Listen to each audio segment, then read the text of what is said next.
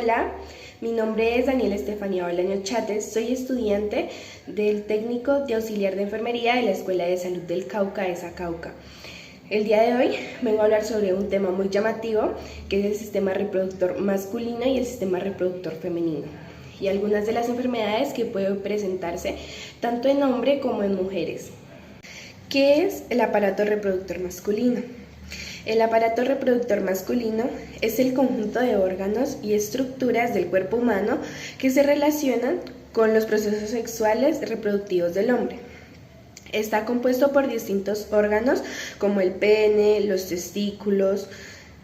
Aunque los hombres y las mujeres son muy similares en numerosos aspectos físicos y fisiológicos, parte importante de las diferencias tienen que ver con sus órganos reproductivos, que en el hombre están determinados por la presencia de los genes encontrados en el cromosoma sexual Y. Y estas diferencias son las que hacen posibles que entre hombres y mujeres puedan establecerse las relaciones sexuales que resultan en la formación y el desarrollo y el nacimiento de nuevos seres humanos, lo que contribuye con el mantenimiento de nuestra especie.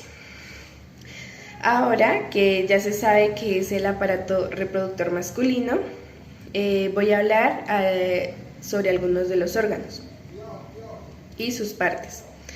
Este está formado por una serie de órganos internos y órganos externos, conocidos en conjunto como genitales. Estos son el escroto, los testículos, el epididimo, el conducto deferente, la próstata, la uretra y el pene. El escroto es una especie de saco o de piel suelta que cuelga fuera de la pelvis bajo el pene y que se encarga de sostener los testículos en su lugar. Los testículos son un par de glándulas como en formas de huevos que se encuentran en el escroto, específicamente en la parte externa de la pelvis y muy cerca del pene. En su interior se encuentran los tejidos necesarios para la producción de los gametos masculinos y en ellos también se produce la hormona sexual masculina llamada testosterona. El epididimo, por su parte, es un tubo sumamente enrollado que se encuentra en la parte posterior interna de los testículos. A través de este conducto deben viajar los espermatozoides inmaduros producidos en los testículos y a medida que esto ocurre, maduran y adquieren la capacidad de nadar. El conducto deferente es otro conducto unido al epididimo. Tiene paredes más gruesas y se encarga de la conducción de los espermatozoides desde el epididimo hacia la próstata y hacia la uretra. La glándula próstata es una glándula en forma de nuez que se encuentra en la región media interna de la pelvis masculina y que es atravesada por la uretra. Su trabajo es producir las secreciones o sustancias que nutren a los espermatozoides. La uretra es el tubo asociado tanto al sistema urinario, específicamente con la vejiga urinaria, como el aparato reproductor masculino. A través de esta se expulsa la orina y el esperma y se abre hacia el exterior en la punta del pene. Y finalmente el pene, que es uno de los principales genitales masculinos y quizá el más evidente. Se trata de un órgano compuesto por 3 columnas de un tejido esponjoso eréctil, es decir, capaz de llenarse de sangre y de aumentar su tamaño durante la erección. Tiene 2 funciones, pues es a través del cual los hombres pueden orinar y eyacular. Bien, ya que hemos visto cómo está constituido este aparato, vamos a ver algunas de las funciones que cumple. El aparato reproductor masculino no solo es fundamental para la reproducción, sino que también participa en la producción de hormonas relacionadas con el control de distintas características físicas del hombre. Desde el punto de vista reproductivo, este conjunto de órganos trabaja en la producción de los espermatozoides, células sexuales masculinas, en su transporte y en la liberación de ellos mismos en el interior del tracto reproductivo femenino, específicamente en la vagina, que es el canal que conecta con el útero. Esto ocurre cuando un hombre y una mujer tienen relaciones sexuales y el hombre introduce su pene en la vagina de la mujer para liberar allí el fluido que contiene las células espermáticas, capaces de nadar hacia los óvulos liberados, hacia las trompas de falopio. Ahora, en cuanto a la producción de hormonas sexuales, el aparato reproductor masculino tiene un par de glándulas muy importantes, los testículos, de quienes depende la producción de la testosterona, la principal hormona sexual masculina. La testosterona también puede ser producida en pequeñas cantidades por la glándula suprarrenal, tanto en hombres como en mujeres, pero no se compara con la cantidad producida por los testículos.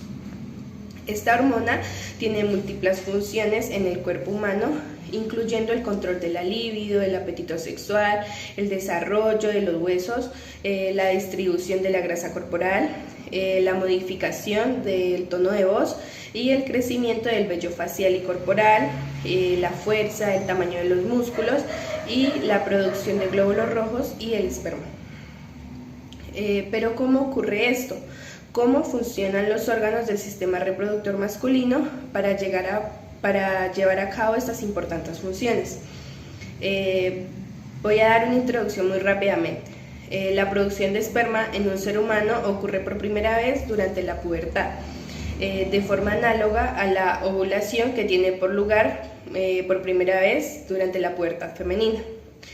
Este proceso se conoce como espermatogénesis y se da en los testículos, específicamente en unos ductos conocidos como túbulos seminíferos. Al comienzo de la pubertad es normal que el escroto y los testículos aumenten su tamaño, lo que posteriormente sucede con el pene, la próstata y los demás órganos asociados. La espermatogénesis es un proceso muy controlado por el sistema nervioso y el sistema endocrino, lo que significa que depende de la acción de distintas señales eléctricas y hormonales. Un ser humano adulto sexualmente maduro produce y almacena millones de espermatozoides en los testículos diariamente.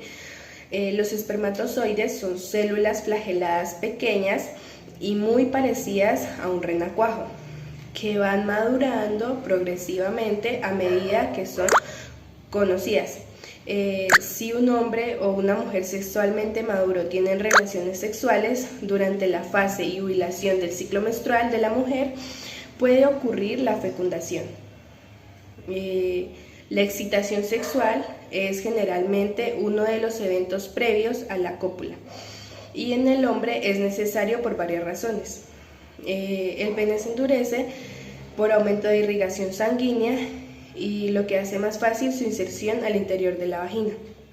La próstata produce un fluido seminal que se mezcla con los espermatozoides para nutrirlos y prever un medio que sirva de vehículo para su movimiento. Los músculos alrededor de los genitales se contraen, forzando al semen a desplazarse a lo largo de los sistemas de ductos internos, alcanzando finalmente la uretra, donde ocurre la eyaculación. Cuando un hombre eyacula en el interior de la vagina de una mujer, libera alrededor de 500 millones de espermatozoides, que viajan por el útero hacia las trompas de falopio, donde se encuentra un óvulo maduro. Solo un espermatozoide puede penetrar el óvulo, perdiendo su flagelo al mismo tiempo que se fusionan y las membranas celulares del óvulo y el espermatozoide. Y el núcleo del espermatozoide es depositado en el interior del óvulo, con cuyo núcleo se fusionará. Este es el proceso conocido como fertilización o fecundación.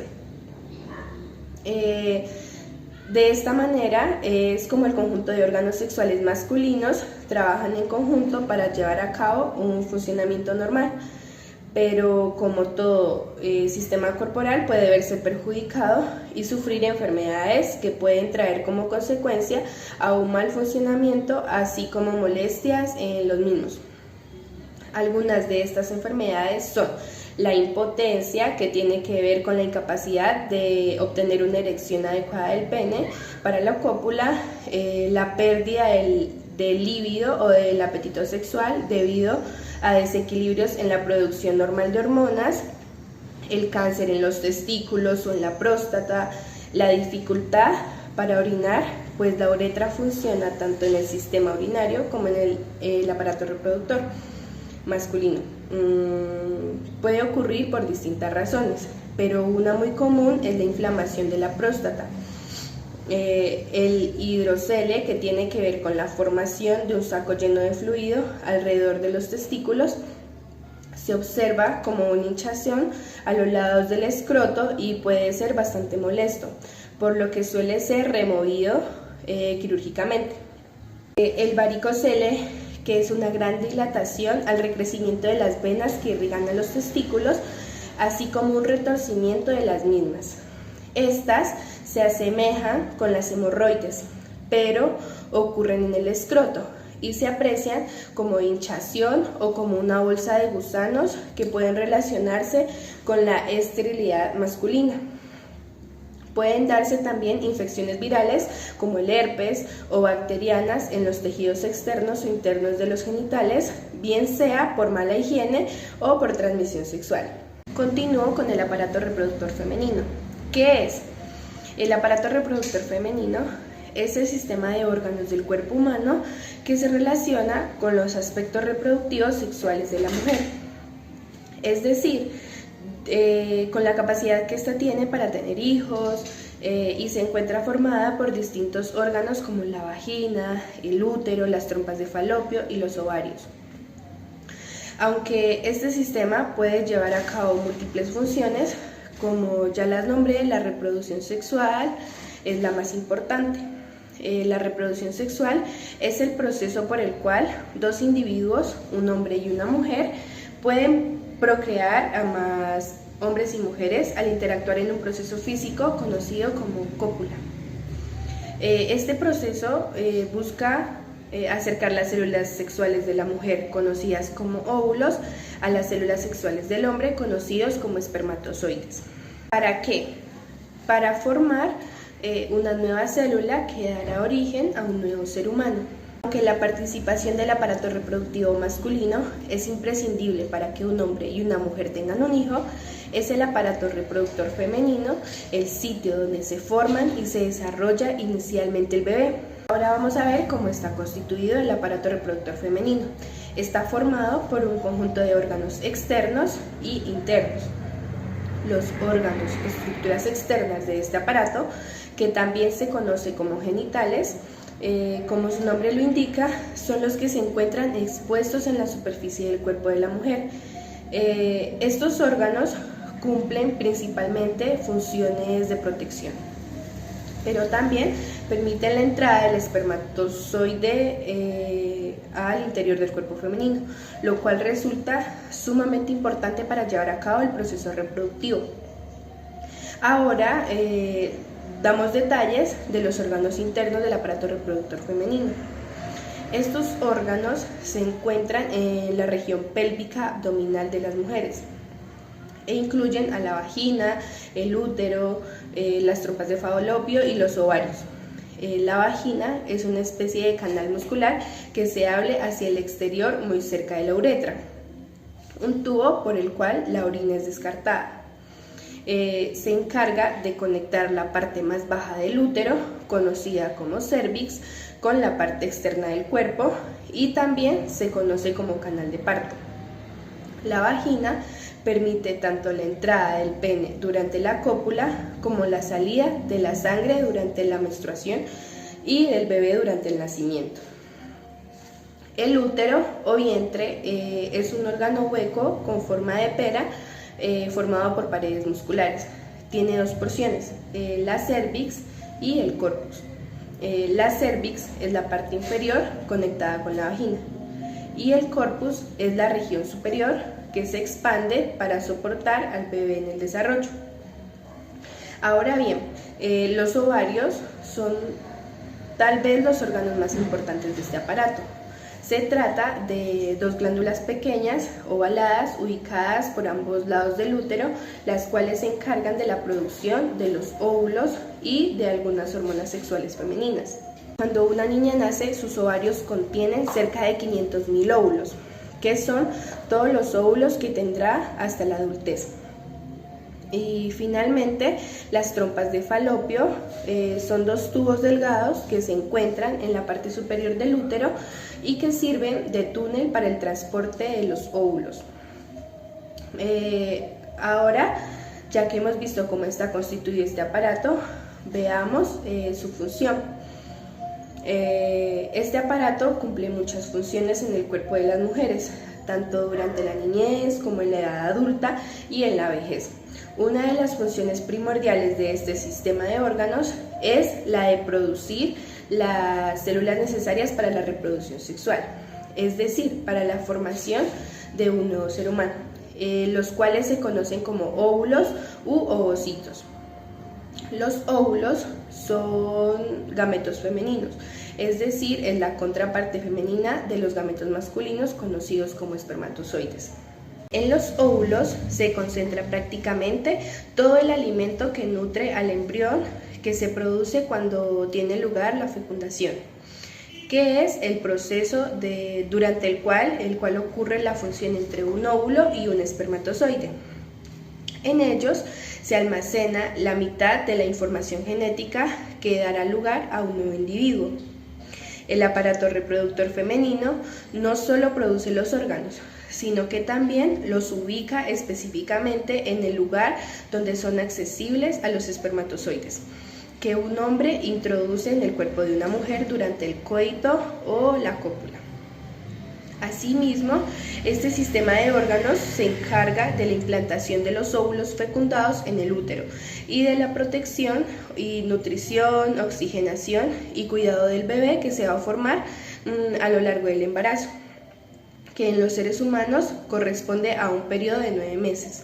Como les decía anteriormente, estas funciones asociadas a la reproducción sexual no son las únicas que cumplen este aparato. Él también es capaz de producir específicamente en los ovarios unas hormonas conocidas como estrógeno y progesterona, que participan activamente en distintos aspectos del control del desarrollo sexual, la menstruación y el embarazo. Ahora veamos cómo es que hace este conjunto de órganos sexuales femeninos para llevar a cabo este conjunto de funciones que hemos visto. Para comprender esto, debemos ver por separado algunos procesos básicos que lleva a cabo y cuáles son los órganos que participan en cada proceso. Estos procesos son el ciclo menstrual y la menstruación, las relaciones sexuales que terminan en el embarazo, es decir, el desarrollo embrionario y el parto o alumbramiento. Pero antes de comenzar a describir cada uno de estos procesos, debemos tener claro lo siguiente. Las células sexuales o gametos femeninos, los óvulos, son producidos y almacenados durante el desarrollo embrionario por los ovarios. Por ello, cuando una niña nace, lo hace con una cantidad de óvulos finita, es decir, bien definida, los cuales comienzan a liberarse cuando ya están maduros, y esto ocurre al comienzo de una fase conocida como pubertad. La pubertad es el proceso de maduración sexual que se da tanto en hombres como en mujeres a principios de la adolescencia. Tiene lugar gracias a una serie de hormonas producidas por estimulación nerviosa y que en las mujeres estimulan a los ovarios para la producción de estrógeno y hormonas sexuales que conducen a la madurez sexual. Cuando la pubertad finaliza y se comienzan a observar los caracteres sexuales secundarios, como por ejemplo el crecimiento del busto, la aparición del vello púbico, las mujeres comienzan un proceso cíclico que continuará con la mayor parte del resto de su vida adulta, el ciclo menstrual. El ciclo menstrual comienza con la ovulación, un evento que tiene lugar aproximadamente una vez al mes y que consiste en la liberación de un óvulo desde los ovarios hacia las trompas de falopio. Dicho óvulo, en principio, está listo para ser fecundado por un espermatozoide y desarrollarse en el embrión. Si el óvulo liberado no llega a ser fecundado por el espermatozoide, para lo cual debió darse previamente la cópula. Este abandona el cuerpo alrededor de 2 semanas después, a través del útero y de la vagina, en combinación con sangre y parte del recubrimiento interno del útero. Puesto que todo este proceso ocurre con la participación de gran cantidad de hormonas, es muy común que las mujeres sientan algunas molestias en los días previos, lo que suele denominarse síndrome premenstrual. Este síndrome puede estar caracterizado por la aparición del acné, cansancio, dolor del busto y espalda, diarrea o constipación, irritabilidad emocional, dificultad para la concentración, calambres abdominales, antojos alimentarios, hinchazón de piernas y de vientre. Continuamos ahora con las relaciones sexuales y el embarazo. Si un hombre y una mujer tienen relaciones sexuales durante la fase de ovulación del ciclo menstrual, puede ocurrir la fecundación de ese óvulo liberado. Las relaciones sexuales consisten en la introducción del pene masculino en el interior de la vagina y la deposición allí de miles de espermatozoides, cuya función potencial es viajar por el útero hacia las trompas de falopio y fecundar al óvulo que ha sido liberado. Solo un espermatozoide puede fecundar un óvulo a la vez, aunque puede haber excepciones. La fecundación consiste en la introducción del núcleo del espermatozoide en el citosol del óvulo y la función de ambos núcleos celulares, cada uno de los cuales posee la mitad de la carga genética del individuo que lo produjo. Ahora bien, veamos el embarazo y por tanto el desarrollo embrionario. El resultado de la fecundación es una célula nueva conocida como cigoto. En este punto comienza el embarazo y el desarrollo embrionario del nuevo ser. Algunos días después de este proceso, el cigoto comienza a dividirse, formando una estructura llamada blastocisto, muy pequeña y formada por una pared de células y un interior hueco lleno de fluido. El blastocisto continúa su desarrollo y entre el 6º y el 10º día posterior a la fecundación se adhiere al endometrio, que es el recubrimiento interno del útero. Este periodo se conoce como implantación. Una vez en el útero continúan los procesos de división y de migración celular, que más adelante corresponderá a una fase conocida como gastrulación, en la cual se forman las capas germinales de donde se originarán los diferentes órganos y tejidos del cuerpo del feto. Cuando el embrión alcanza aproximadamente la 9ª semana de gestación, ya se han formado los principales órganos y sistemas corporales, y este comienza a llamarse feto, el cual continúa creciendo progresivamente. El proceso de desarrollo y crecimiento lleva alrededor de unas 38 a 40 semanas, que corresponden a más o menos 9 meses, hasta que se produce el alumbramiento. La finalización del embarazo consiste en la salida del bebé a través de la vagina, que entonces se conoce como canal de parto y es capaz de expandirse a un diámetro muy cercano a la cabeza del bebé. Es de esta manera como el conjunto de órganos sexuales femeninos trabajan en conjunto para llevar a cabo un funcionamiento normal, pero como todo sistema corporal puede verse perjudicado y sufrir enfermedades que pueden traer como consecuencia un mal funcionamiento, así como molestias en los mismos. Algunas de estas enfermedades son el cáncer, que puede formarse en cualquiera de los órganos de este aparato, bien sea el útero, los ovarios o la vagina, la endometriosis, que tiene que ver con el crecimiento del endometrio en otra región del aparato reproductivo diferente al útero, síndrome del ovario poliquísticos, causado por la producción excesiva de hormonas en los ovarios, lo que hace que se desarrollen quistes en estos órganos, el SIDA, síndrome de inmunodeficiencia adquirida, una enfermedad derivada de la infección por el virus de la inmunodeficiencia humana, VIH, generalmente contraído por tener relaciones sexuales sin protección con personas infectadas o por recibir transfusiones sanguíneas de personas infectadas. Y finalmente, también pueden darse infecciones virales o bacterianas debido a la mala higiene y a otros factores. De este modo finalizo el video esperando haber sido muy clara. Muchas gracias.